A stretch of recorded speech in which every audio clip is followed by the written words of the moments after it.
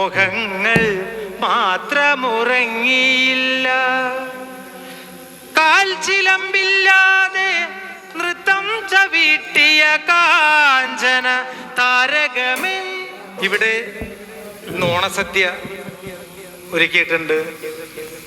സായി ഗ്രാമത്തിന്റെ പ്രത്യേകത എന്ന് പറഞ്ഞു കഴിഞ്ഞാൽ 10 പൈസ പോലും ഇല്ലാതെ വേണം ഇതിനകത്ത് വരണമെങ്കിൽ.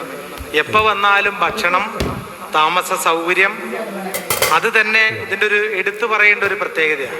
മലയാള സിനിമയിൽ ഞാൻ വന്നിട്ട് നിസ്സാര സമയമായുള്ളെങ്കിൽ പോലും എനിക്ക് കിട്ടുന്നതിൻ്റെ ഒരു അംശം ഞാൻ എന്നെ തേടിയെത്തുന്ന എൻ്റെ അമ്മയുടെ പ്രായമുള്ള, ചേട്ടൻ്റെ പ്രായമുള്ള, അച്ഛൻ്റെ പ്രായമുള്ള, കൊച്ചനുജൻ്റെ പ്രായമുള്ള എല്ലാവർക്കും എൻ്റെ കയ്യിലൊതുങ്ങാവുന്ന എല്ലാ സഹായവും ചെയ്യുന്ന ഒരു വ്യക്തിയാണ്.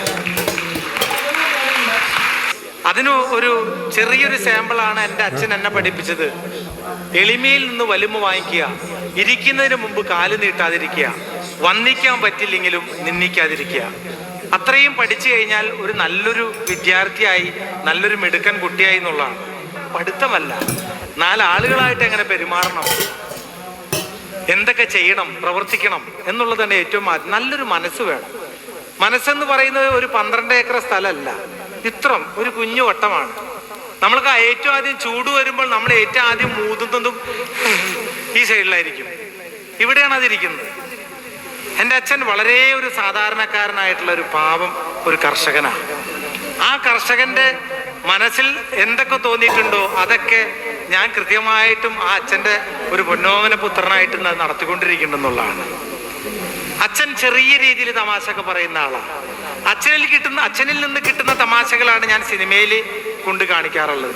ആ അച്ഛൻ കഷ്ടപ്പെട്ട് മക്കളെ പഠിപ്പിക്കാൻ വേണ്ടി ഓരോന്ന് ചെയ്ത് അച്ഛൻ്റെ ആഗ്രഹങ്ങൾ ഒരുപാടുണ്ടായിരുന്നു. പക്ഷെ അതൊന്നും അങ്ങോട്ട് മുന്നോട്ട് പോയില്ല. പിന്നെ കലാഭവൻ മണി എന്ന് പറഞ്ഞൊരു പ്രസ്ഥാനം, ഈ പ്രസ്ഥാനത്തെ കുറിച്ച് നിങ്ങൾ ഒരുവിധം പത്രത്തിലൂടെയും ടി വിയിലൂടെയൊക്കെ ഇപ്പം അടുത്തറിഞ്ഞിട്ടുണ്ടാവും. കുറെ ആൾക്കാരെ ഞാൻ പോയി തല്ലി ഇടിച്ചു, സിനിമാ സ്റ്റൈലിൽ തല്ലി എന്നൊക്കെ പറഞ്ഞിട്ട് കുറെ സംഭവങ്ങളൊക്കെ ഉണ്ടായി. അതൊക്കെ നിങ്ങൾ പേപ്പറിലൂടെ വായിച്ച് വിശ്വസിച്ച് പോകുന്നതാണ്. നമ്മൾ നമ്മൾ 4 ആൾ അറിയപ്പെടുന്ന ഒരാളായി കഴിഞ്ഞാൽ സ്വന്തം നാട്ടിൽ നിന്നും അപ്പം തന്നെ മാറിപ്പോണം. മാറിപ്പോയി കഴിഞ്ഞാൽ നമ്മളെ കുറിച്ച് കുറ്റങ്ങൾ ഉണ്ടാവില്ല. മാറിയില്ലെങ്കിൽ ഒരു മനുഷ്യൻ വളരുന്നത് മറ്റൊരാൾക്ക് കണ്ടുകൂടാ. എൻ്റെ വീടിൻ്റെ തൊട്ടടുത്തുള്ള ആളാണ് ഈ പരാജയം കാര്യങ്ങളൊക്കെ കൊണ്ടുപോയി കൊടുത്തത്. ഞാൻ ആ പഴയ ഓട്ടോറിക്ഷ ഡ്രൈവറായിട്ട് ഓട്ടോറിക്ഷ ഓടിച്ച് നടക്കാൻ ഈ പുള്ളി പറയും, നല്ല മനുഷ്യനുണ്ടോ അയാള്, പാവം, എന്ത് നല്ല മനുഷ്യനാ എന്ന് പറയും. നമ്മളിപ്പോൾ സിനിമയിൽ അഭിനയിച്ചു, മമ്മൂക്കാൻ്റെ കൂടെ, ലാലേട്ടൻ്റെ കൂടെ, എല്ലാവരുടെ കൂടെ ഒക്കെ അഭിനയിക്കുമ്പോൾ അവർക്ക് അത് അങ്ങോട്ട് താങ്ങാൻ പറ്റുന്നില്ല.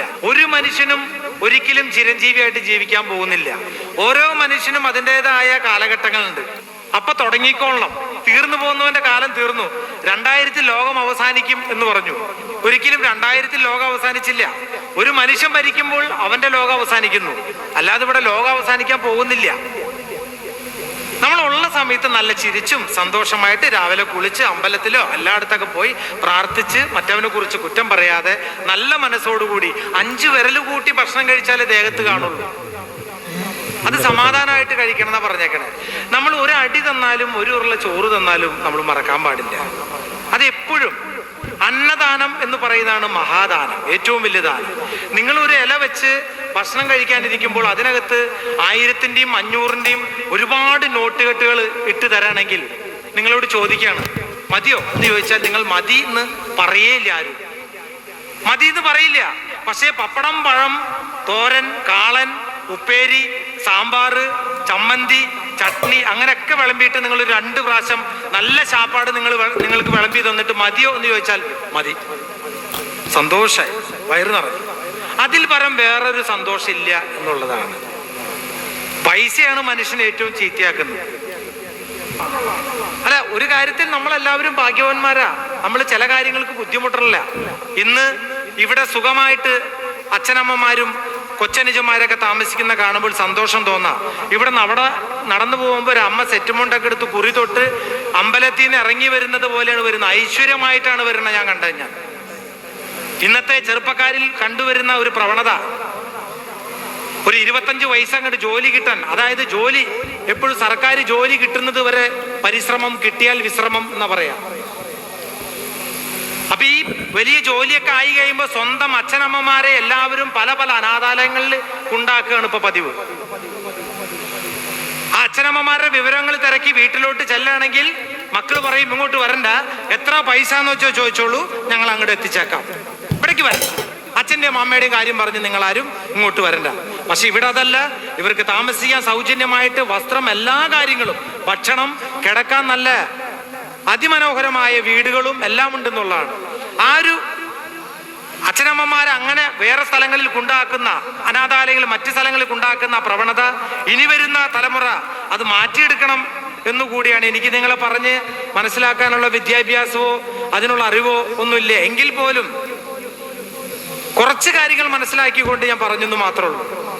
ഞാന് പിച്ച വെച്ച് നടക്കുന്ന സമയം മുതൽ എൻ്റെ അച്ഛൻ പാടുന്ന പാട്ടുകളാണ് ഞാൻ ഏറ്റവും കൂടുതൽ കേൾക്കാറ്. അപ്പൊ ഞാനിങ്ങനെ ഇരുന്ന് നോക്കിയപ്പോൾ എൻ്റെ അച്ഛനെ കുറിച്ച് ഞാൻ ഓർത്തിട്ട് വല്ലാത്തൊരു മനസ്സിൽ ഭയങ്കര ഒരു വിഷമം. അപ്പൊ അമ്മക്ക് ഇടയ്ക്ക് പറയാറുണ്ട്, എപ്പോഴും കുഞ്ഞായിരിക്കുമ്പോൾ അപ്പുറത്തെ വീട്ടിലെ ചേച്ചിമാരോ അല്ലെങ്കിൽ ആ അമ്മമാരൊക്കെ പറയാറുണ്ട്, ആ മിന്നുന്ന ആ കാണുന്ന നക്ഷത്രമാണ് മോൻ്റെ അച്ഛൻ അല്ലെങ്കിൽ മോൻ്റെ അമ്മ. ഇന്ന് ഉദാഹരണമായിട്ട് ഒരുവിധം ആൾക്കാരൊക്കെ പറഞ്ഞു കൊടുക്കുന്നതാണ്. എനിക്ക് അവിടെ തോന്നിയത് ആ മിന്നാമിനെ കണ്ടപ്പോൾ എൻ്റെ അച്ഛനായിട്ട് എനിക്ക് തോന്നിയത്. അങ്ങനെ ഉണ്ടാക്കിയൊരു പാട്ടാണ്.